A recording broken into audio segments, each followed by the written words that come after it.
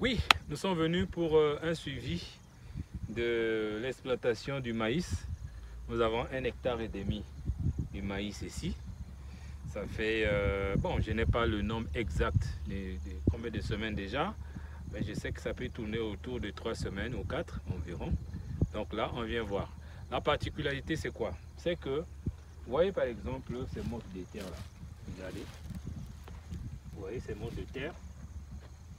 Vous voyez? Avec une bonne pulvérisation, on ne peut pas trouver les mottes de terre dans un champ comme ça.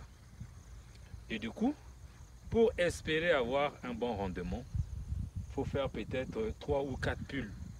Et qui dit pull dit dépenser de l'argent. Et comme nous savons que pour réussir dans une activité agricole, il faut minimiser les coûts et optimiser les rendements, alors qu'est-ce que nous avons fait? On a trouvé une autre technique. La technique que nous avons utilisée, c'est quoi? Au lieu de s'en... Le guide ultime pour réussir votre élevage de poules pondeuses en Afrique s'impose comme une véritable mine d'or pour quiconque aspire conjuguer passion, autonomie et rentabilité. Dans cet ouvrage, l'auteur, Jean Cyr vous dévoile étape par étape les secrets d'un élevage maîtrisé et florissant. De la sélection rigoureuse des races les plus productives à la conception du poulailler optimal, en passant par une gestion avisée de l'alimentation et de la santé de vos poules. Chaque page vous rapproche d'une entreprise pérenne et génératrice de revenus. Plus qu'un simple manuel, c'est un tremplin vers votre réussite et un levier de développement pour votre communauté. Ne passez pas à côté de cette opportunité de transformer votre rêve en réalité. Votre aventure commence ici. Cliquez sur le lien qui est dans la description de cette vidéo pour télécharger instantanément votre livre. Au lieu de s'emmerder encore à faire la pulle, nous allons faire le semi-local. On a utilisé les fientes de poule et directement on fait les poquets et on a réalisé notre semis. Donc nous allons vous montrer comment est-ce que de façon pratique et concrète, comment est-ce que le champ est en train d'évoluer ici. Alors regardez ici, le plan là, ici c'est bon, vous voyez, on va avancer, ici c'est bon, on va avancer, jusqu'ici c'est bon. Vous voyez comment est-ce que c'est sorti, c'est sorti, bien. Alors, on avance.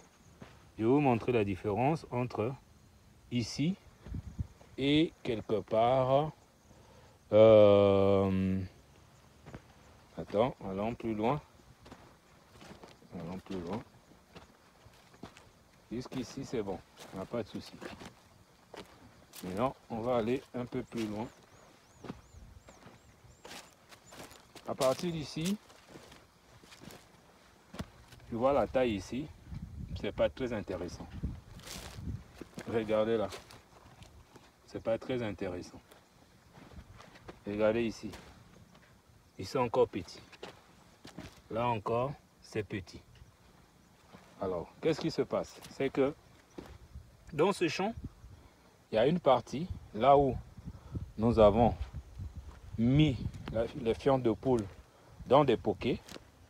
Et c'est là que vous voyez que ça pousse à merveille.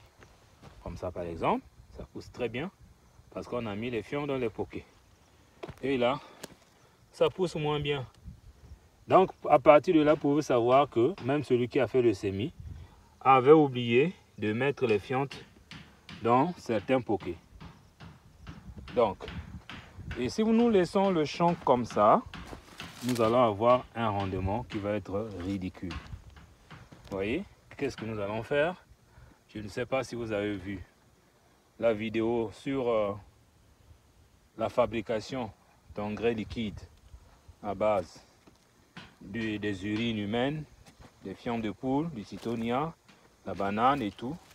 C'est ça que nous allons utiliser pour traiter toutes les plantes qui ont un retard de croissance. Voilà, afin d'optimiser leur rendement. Vous voyez par exemple ici, il y a encore tout chétif. Si on le laisse comme ça, cette plante, si on la laisse comme ça, franchement, vous n'aurez presque rien pendant la récolte. Or le but, c'est pas ça. Le but, c'est l'optimisation des récoltes.